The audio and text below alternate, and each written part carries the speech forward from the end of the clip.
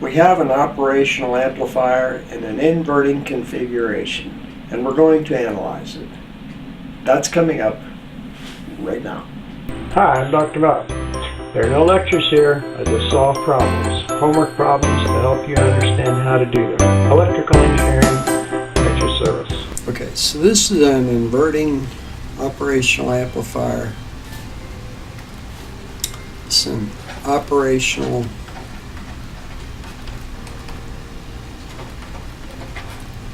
amplifier, or also called op-amp,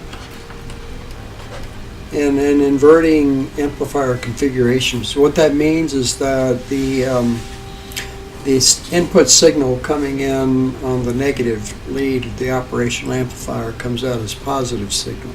In this case, the only signal we're putting in is 100 millivolts, so the amplification will depend on this resistor network right here.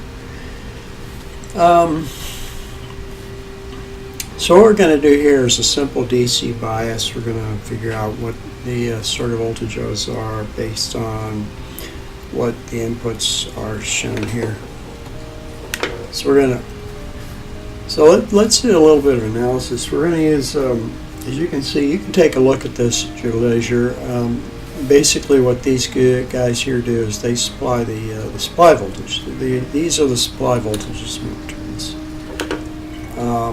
Plus and minus 10 volts, and even if this says 10 volts plus 10 volts, this one is tipped upside down. So you can see it's got a negative voltage applied and a positive voltage applied here. So the total voltage swing is 20 volts, top to bottom. Now, to do this analysis is pretty much just going to be a matter of using Kirchhoff's current law. So we're going to use KCL to solve this one right here. We'll solve it at these points, VP, VA. Oh no, let's circle these guys in orange. So on VP, we're going to do KCL around VC, or VP, VA, and of course V out is over here somewhere. I'm going to put a label on that. And then later on, this is actually a circuit that comes off of a SPICE simulation that's run by, I'm going to look at LT SPICE, or Linear Technologies Corporation has their own view of LT SPICE, their own version of LT. Well, they have their own version of SPICE, and it's well matched to, well suited to their products. So anyway, let's go ahead and get on this analysis. As I said, we're going to start by working at the point KCL at VP first, and what we get at this point is going to be, it's just a simple, all the currents are going out. So let's start everything with VP minus whatever the voltage is at those other points. Minus that voltage divided by the resistance that will give us current. So this is VP minus this B3, and that's just 100 millivolts. And that's the current is going to be divided by this resistor right here, 8K. And I'll do ohms this time. Plus, remember it's also always plus, VP minus, in this case it's going to be VA over here, divided by, we have a 40K ohm resistor in between there, plus, and then there's also a current that goes into the operational amplifier. And I'm going to call that IP. All that adds up to 0. Now, in an ideal op-amp, that current IP is almost always going to be equal to 0. So we're going to drop that, get it out of this equation and simplify it. And for this, the other thing is that we have, in most op-amps, you're going to have VP, for a balanced op-amp, is going to be equal to Vn, which are these two inputs right here, because we know that the gain is very high. In an ideal op-amp, the gain is considered to be near infinity. In a typical op-amp, minimum gain of about 1,000 or 10,000 or so. So you can always expect Vn to be equal to Vp. Well, in this case, we have Vn is connected to ground, which is equal to 0. And we're going to assume that this op amp is balanced. And so this was always going to be equal to 0.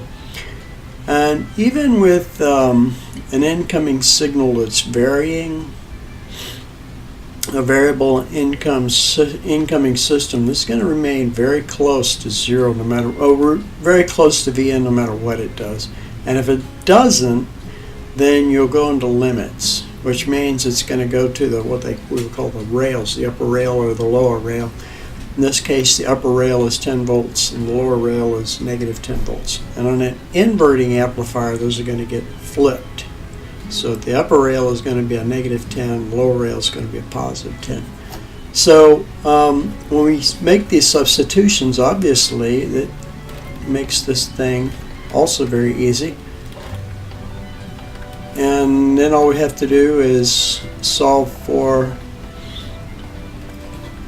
divided by 8k ohms plus, and in this case it's minus V sub A divided by 40k ohms, and that's equal to 0. So we'll solve this, and what we get is just V sub A is equal to, obviously it's going to be minus something, and you can work this out for yourself. It's going to come out to minus 500 millivolts. So, alright, so that's going to be the first part of this problem.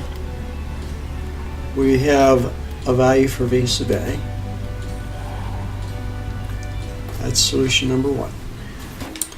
We've already done part 4, or part 1. The first part of this, we determined that V sub A is equal to 500 minus 500 millivolts, or basically minus 0.5 volts. So let's do KCL one more time around,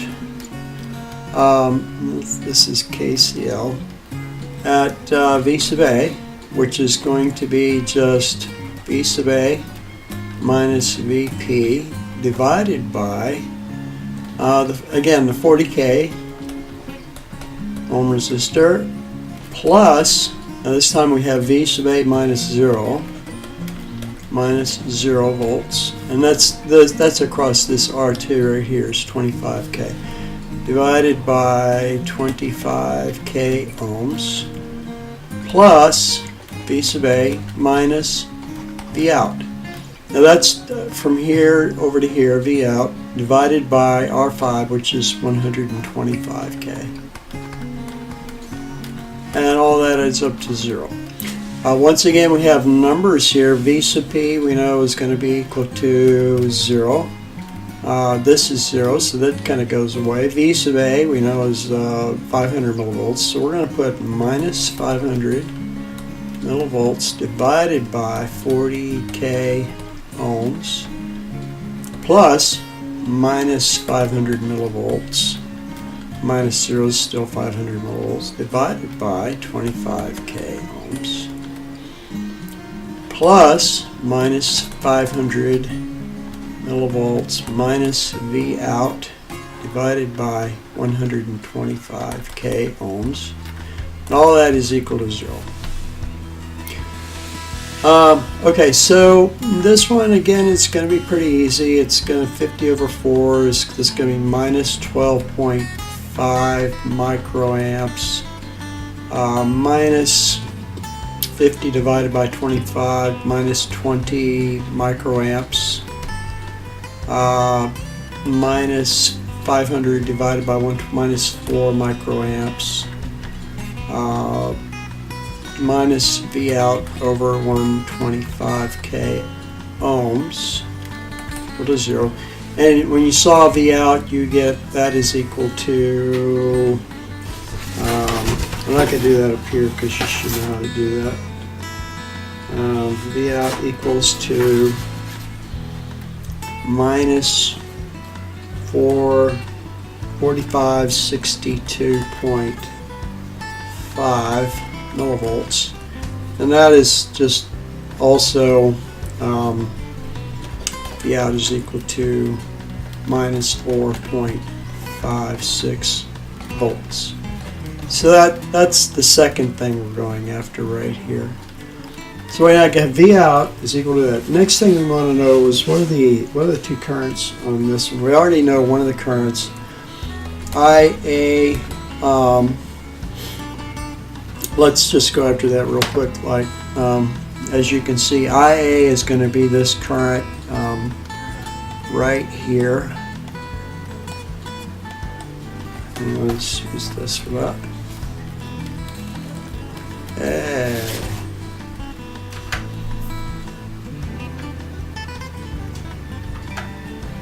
I sub A. It's this current right here, and it's just going to be VA minus VP, VA minus VP divided by 40K. That's IA, and that current is going to come out to, well, we've already figured it out. It's going to be that 500 VA minus over 40K. So IA is equal to minus 12.5 microamps. That was one of the things we're going to go after. The other thing we're going to go after is, we want to know what I out is. So that's I out is going to be this current, I out. And in order to get that, we're going to have to balance at, we're going to do a KCL at the out. So let's do that real quick.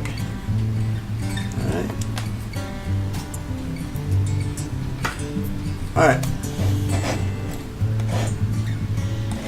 Okay, so we know V out is minus 4.56. So at V out, let's pencil here. At V out, so we're gonna do another KCL here at V out, and that's going to be V out minus VA divided by R5, which is 125K ohms, plus V out minus 0, which is this resistor right here, divided by R1, which is 365K, plus V out minus whatever this voltage is, or basically I out. All that's equal to 0. So this is a pretty simple matter of just solving for I out, and of course we know V out, we already have that, is equal to, well, we know VA also. You add all these up, and what you get for I out is just 45 microamps. I'm going to leave that to you to solve. You know what V out is equal to minus 4.56. VA, you know, is, we already have that. VA is, I think, was minus 500 millivolts, minus 500 millivolts. And then just plug those numbers in, and this is what you get for I out. All right. Well, that is an operational amplifier in an inverting configuration. Thanks for watching my program. If you like my videos, be sure and subscribe to my YouTube channel. And for an organized listing of my YouTube videos, go to my website, www.whereareMyPlacebos.com, and click on videos. Have a great day.